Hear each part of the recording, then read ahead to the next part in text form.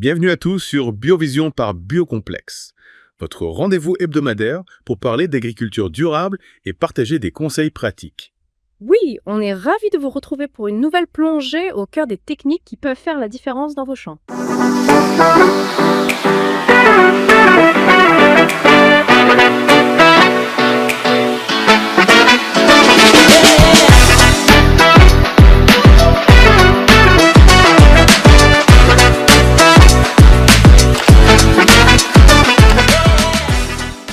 Aujourd'hui, on va s'intéresser à une pratique qui peut paraître toute simple, mais qui a un impact énorme sur la santé de nos récoltes. Ah oui, j'imagine que vous parlez de la gestion des résidus de culture. Exactement. Ces tiges, ces feuilles, ces racines qui restent après la récolte, on a souvent tendance à les voir comme des déchets encombrants. Oui, c'est vrai, beaucoup d'agriculteurs les brûlent ou les laissent se décomposer sans vraiment les gérer. Et c'est là qu'on fait une grosse erreur.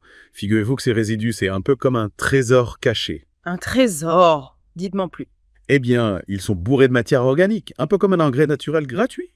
Imaginez, au lieu de les gaspiller, on peut les utiliser pour nourrir nos sols et booster nos prochaines cultures. C'est une approche vraiment intéressante. Mais alors, comment s'y prendre concrètement? Qu'est-ce qu'on peut faire de ces résidus? Il y a plusieurs options.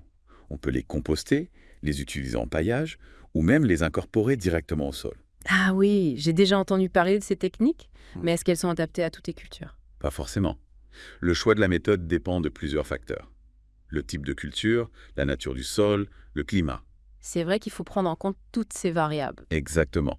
Et pour vous aider à y voir plus clair, on va explorer ensemble les avantages et les inconvénients de chaque technique. Super. J'ai hâte d'en savoir plus. Alors, commençons par le compostage. Vous savez comment ça marche. En gros, on met en tas les résidus et on les laisse se décomposer, c'est ça? Oui, c'est l'idée générale. Mais il y a quelques astuces pour réussir son compost. Il faut veiller à avoir un bon équilibre entre les matières sèches, comme les tiges de maïs, et les matières humides, comme les feuilles vertes. Ah oui, c'est important. Et il faut aussi aérer le compost régulièrement pour que les micro-organismes puissent faire leur travail correctement. Tout à fait. Le compostage, c'est un peu comme un écosystème miniature. Il faut créer les bonnes conditions pour que la magie opère. C'est une image qui parle et au final, on obtient un compost riche en nutriments, prêt à nourrir nos cultures. Exactement. C'est un cercle vertueux.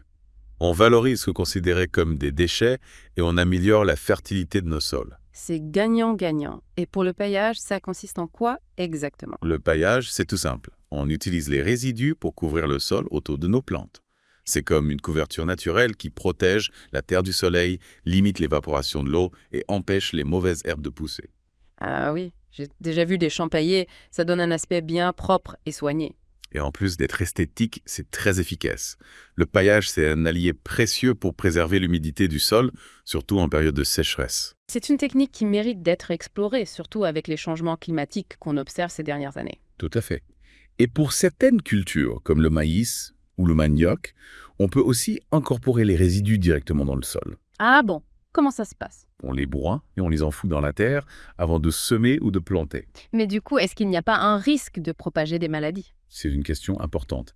Effectivement, il faut s'assurer que les résidus soient bien décomposés et qu'ils ne risquent pas de contaminer les cultures. Donc, il y a quand même des précautions à prendre. Exactement. On ne peut pas improviser. Et si on veut utiliser ces résidus en paillage ou les incorporer au sol, il faut les désinfecter avant, non? Vous avez tout à fait raison. La désinfection, c'est une étape cruciale pour éviter la propagation de maladies. Et justement, Biocomplexe propose une solution naturelle pour ça, n'est-ce pas? Oui, on en parlera plus en détail dans un instant. Mais avant ça, j'aimerais qu'on s'attarde sur les erreurs à éviter lorsqu'on gère les résidus de culture. Ah oui, c'est important de savoir ce qu'il ne faut pas faire. Tout à fait. Par exemple, une erreur courante, c'est de brûler les résidus. Ah bon? Mais pourquoi c'est une mauvaise idée? Eh bien, quand on brûle les résidus, on détruit non seulement la matière organique, mais aussi toute une vie microscopique essentielle à la santé de nos sols. C'est comme si on stérilisait la terre et à long terme, ça rend la culture plus difficile. Ah oui, je vois. C'est un peu comme si on détruisait les fondations de notre maison. Exactement. On fragilise le sol et on le rend plus vulnérable aux maladies et aux ravageurs. Donc brûler les résidus, c'est vraiment à proscrire. Absolument. Il vaut mieux les valoriser en utilisant les techniques qu'on a évoquées. Compostage, paillage, incorporation au sol. Et n'oublions pas la désinfection. Oui, C'est une étape essentielle. Et pour ça, Biocomplex a développé une solution naturelle et efficace. Le désinfectant Miracle. Dites-nous en plus, qu'est-ce que c'est exactement? C'est un produit 100% naturel à base d'extraits de plantes. Ah, intéressant. Et il permet de désinfecter les résidus sans nuire à l'environnement. Exactement. Le désinfectant Miracle élimine les champignons, les bactéries et autres pathogènes qui pourraient se trouver sur les résidus sans pour autant affecter les micro-organismes bénéfiques du sol. C'est vraiment une solution idéale. On protège nos cultures tout en respectant l'équilibre naturel du sol. Vous avez tout compris. Le désinfectant Miracle, c'est un atout précieux pour tous les agriculteurs qui souhaitent adopter une approche durable et responsable. C'est une belle initiative de la part de Biocomplex. On est fiers de proposer des solutions qui répondent aux besoins des agriculteurs tout en préservant l'environnement. Et en parlant de solutions, vous avez mentionné tout à l'heure qu'il existait une autre solution Biocomplex pour booster l'efficacité des résidus de culture. Ah oui, c'est vrai. Mais on garde le suspense pour la suite de notre émission. Ah, vous savez, ménager l'effet de surprise. On fait une petite pause et on revient tout de suite pour vous dévoiler cette solution miracle. Restez avec nous.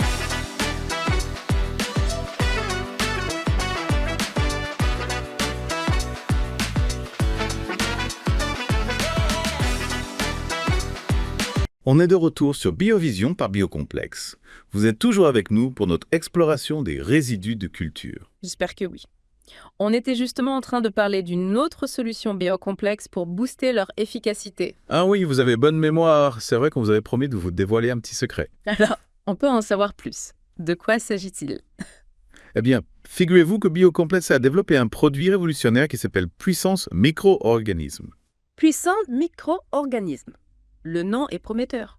Mais qu'est-ce que c'est exactement? En fait, c'est un concentré de bactéries et de champignons bénéfiques, spécialement sélectionnés pour accélérer la décomposition de la matière organique. Ah oui, on entend souvent parler des micro-organismes du sol, mais je ne savais pas qu'on pouvait les utiliser de cette manière. Eh bien, c'est justement l'innovation de Biocomplex. En ajoutant puissance micro-organisme au compost ou en l'appliquant directement sur les résidus qu'on incorpore au sol, on donne un véritable coup de boost à la décomposition.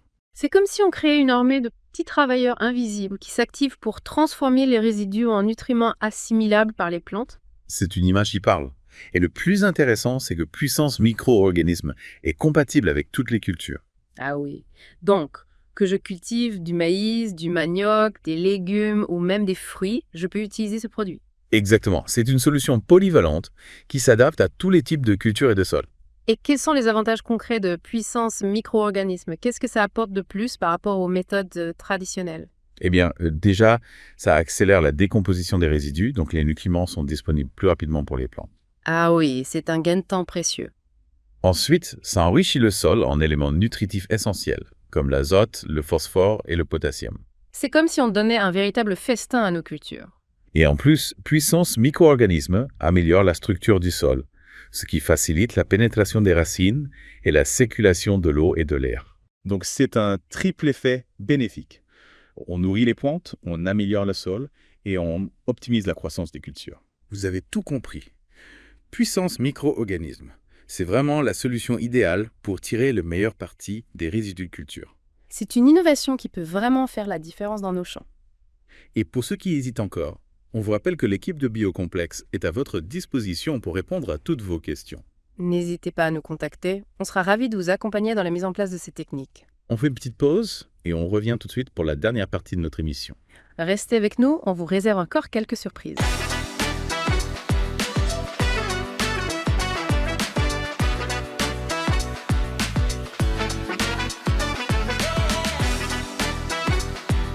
De retour sur Biovision par Biocomplex.